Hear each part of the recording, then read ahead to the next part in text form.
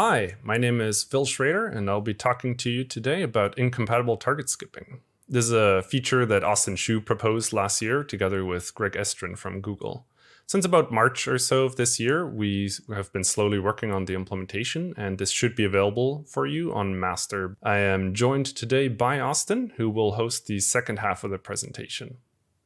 The two of us mentor the Mountain View High School robotics team, where we encounter the motivating examples for this proposal quite often.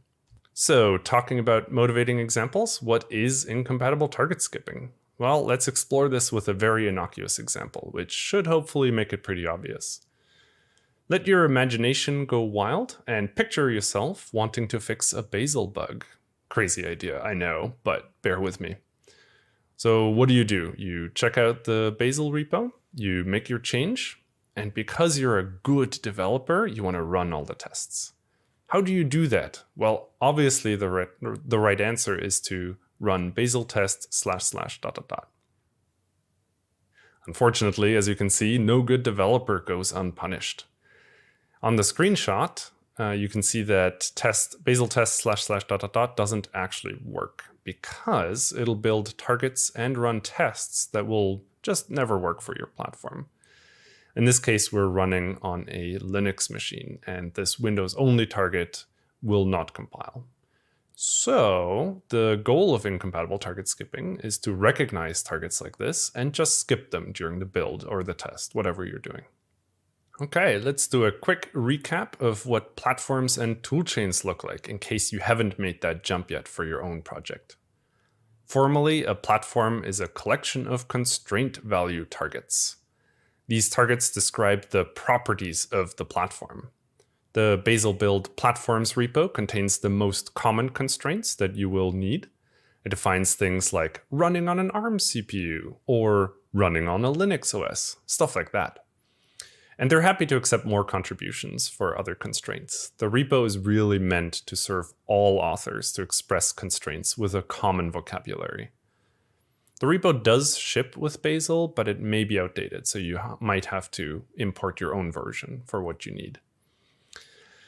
At a high level, Bazel knows about three platforms: the host platform, the target platform, and the execution platform. The host is what you run Bazel on, the target is what you're compiling for, and the execution platform is what the compiler is running on. These can, in simple cases, all be the same, but they can also all be different. For example, on the robotics team, we have 5 target platforms that we compile for. Here we have 2 example platforms. They each list the constraints that describe that platform. Even though they're both Linux, like you can see with the add platforms OS Linux constraint, the CPU constraint makes them different. So we have a Linux x86 platform and a Linux ARM platform. And when invoking Bazel, you specify the host platform and the target platform. So you can say, I'm compiling on x86 Linux and I'm compiling for ARM Linux. You can then define a toolchain that describes what platform it can run on and what platform it can compile for. And what you see here in this example is a toolchain that can run on x86 Linux and compiles for x86 Linux. Similarly, you can define a cross-compiler. Notice here that the toolchain targets a different platform than the one it runs on. So we're running on x86 Linux and we're targeting ARM Linux. And really what I want you to take away here is that the platforms and toolchains use constraints to communicate about compatibility. Notice that we're using the constraints from the @platforms repo. And again, I really want to emphasize that these are the ones that you should be using in your own project. Don't try to redefine them on your own. And there are ways that you can already use constraints to influence the build. One of the workarounds, for example, that we have to teach the kids for // ... building everything is to use select on the cops and the sources. And these are perfectly legitimate use cases. I'm really just showing them here for completeness. All right, so how can we do better? Well, let's start with a universally compatible target. This binary here will compile for all platforms. When you see this in a build file, that's the first conclusion that you should be able to draw. Let's introduce the new attribute called target compatible with. In this attribute, you can specify constraints that the target platform must satisfy for the target to get built. An empty list like the one that you see here means that there are no constraints on the target, and it's therefore compatible with every platform. This might be a bit awkward to interpret at first, but it will make more sense once you start using it, and it'll come in handy later in the slides. So let's modify the example slightly. Here we restrict the target to the Windows platform. That means that Bazel will skip over this target when building for, say, Linux. Going back to our original motivating example with bazel test / on the Bazel repo, this is what we would have wanted that Windows-only target to be marked with. You can also get more specific as you like, really, on the constraints. So here we're saying that bin is only compatible with x86 64 Windows. And the attribute is transitive. If a target is incompatible and should be skipped, then all targets that depend on it are also themselves considered incompatible. For example, the sh binary target here will only be built for Windows. On all other platforms, the target will simply be skipped during the build. Here we have a screenshot of Bazel skipping that incompatible target. And you can see that we're building on Linux here and that the Windows-only target is skipped. On the other hand, when you explicitly specify an incompatible target, then Bazel will yell at you. Here you see what Bazel is unhappy about and tell you exactly which target is incompatible and why. So it lists the constraint that was violated. And while we were working on the implementation for this, we actually discovered a few neat things that you can do with select statements when used together with target compatible with. I'll show you one of those neat things in the next couple slides. First, let's create a constraint that no platform satisfies. We're giving it the name not compatible. The next few slides will show you why this is useful. With this not compatible constraint, you can use select to express OR logic. Here we're saying that the binary is compatible with Linux or Mac OS, but not with anything else. The empty lists can be interpreted to mean that no constraints need to be satisfied. On Linux and Mac OS, therefore, we have no constraints and the target is considered compatible. It will be built.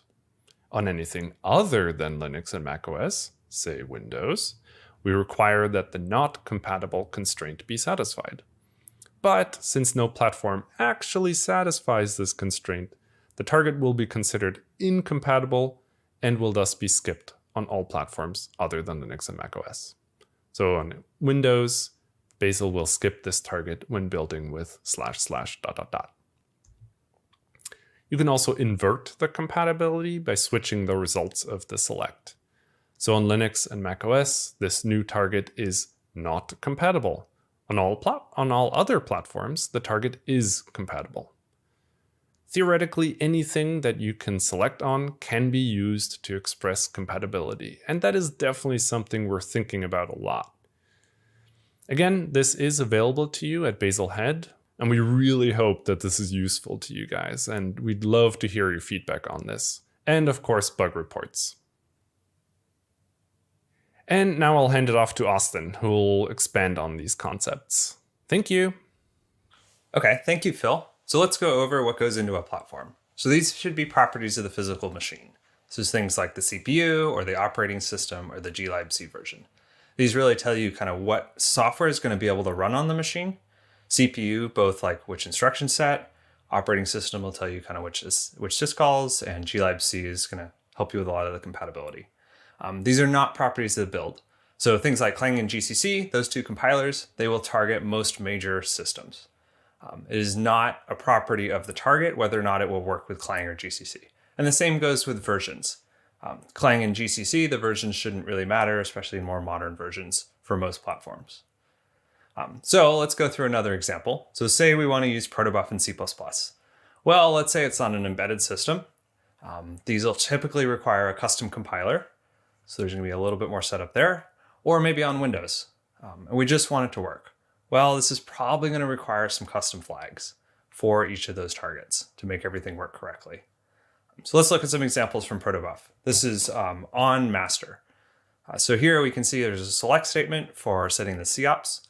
So in the Microsoft compiler here, we're picking one set of flags, whereas for the rest of the systems, we have a different set of flags. From looking at these flags, this looks like it's mostly POSIX flags. And if we go into another example here, we're looking at link options. So here we're saying Android, none of these 3 variants needs any extra flags, but that Microsoft compiler again, it needs a certain set. And then the rest of the systems need an even different set of flags.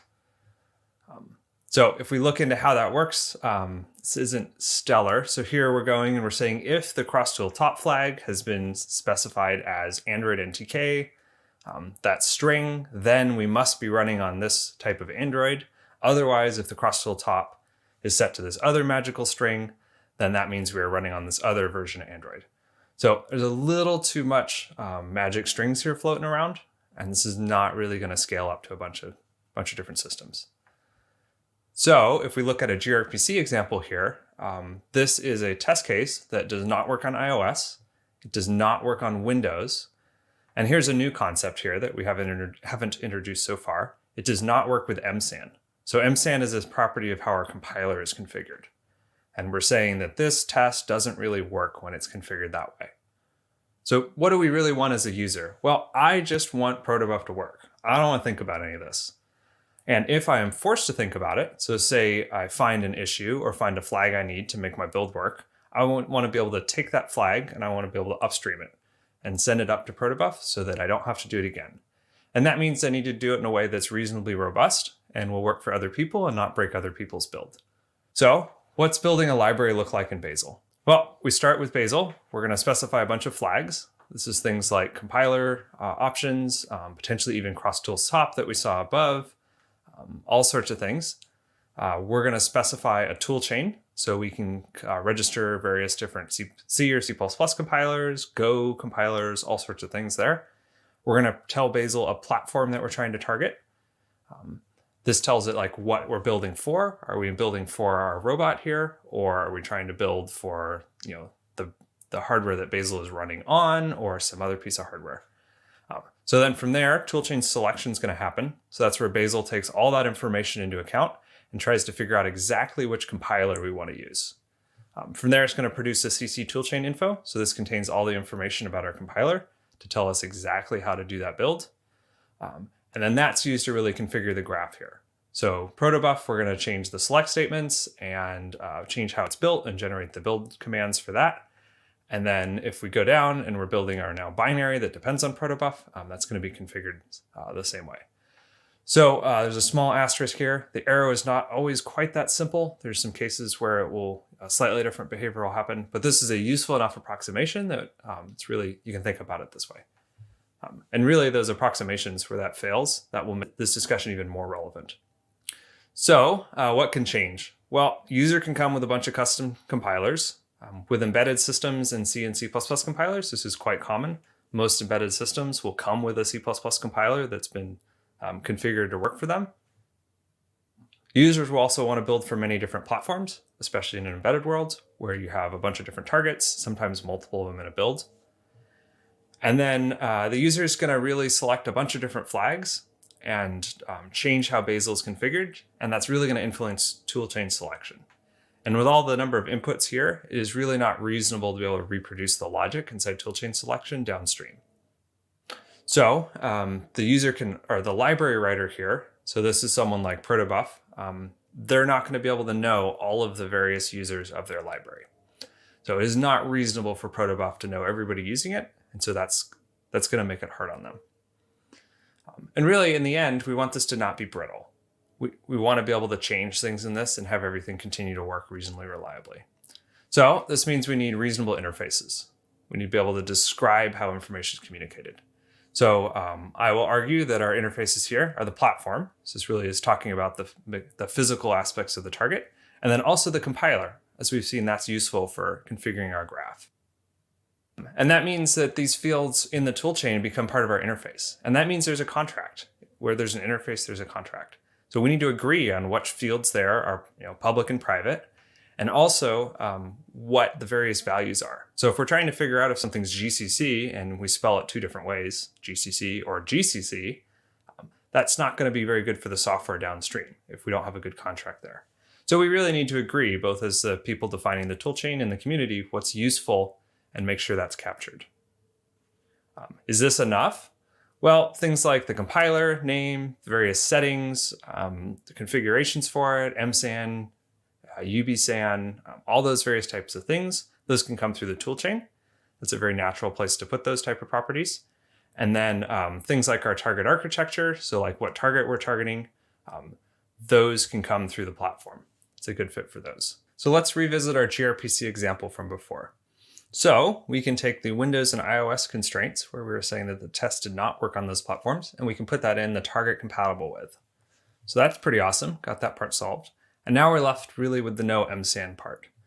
So that's really a property of the toolchain and a property of how the compiler is configured. So how do we represent that? If we look here, we can actually pull the compiler field out of the toolchain. We can place that in a feature flag info and return that. We're pulling that out of the CC toolchain. You can see that down below. And then how can we use that? Well, here we can pass that into a config setting, and we can detect when the compiler is GCC and use that to configure behavior. So at the bottom here, we're able to take is GCC and specify a different flag than when it is not GCC. So that's pretty cool. How can we apply it here? Well, we can actually add it in with skipping. So we can use the trick that Phil showed before and say that if it is GCC, then there's nothing. So that means it's compatible with, otherwise it's not compatible. So this makes a target that only works on GCC. So this doesn't fully solve our MSAN case. We still need to be able to pass the settings in there to try and detect if we're on a compiler configured for MSAN or not. But this really gives us the tools to build that up. We can specify that information through the same routes. So where did we start before this? Well, we started with inconsistent representations of the platforms and constraints. We're able to configure our build with select based on the platform. We're able to do some limited stuff with selecting based on the toolchain, but really that was not being thought of as a strong interface. And now we have added in skipping. So we can now skip based on the platform, and there are also tricks so we can skip based on the toolchain, depending on which compilers are selected, and really have introduced the toolchain as a stronger interface to discuss. And our hope is this is enough to make Bazel test // ... work again on the most tricky projects. So thank you all for coming and joining us with this talk. I'd like to thank Phil for presenting the first half and for Greg for all his advice and help when implementing this feature.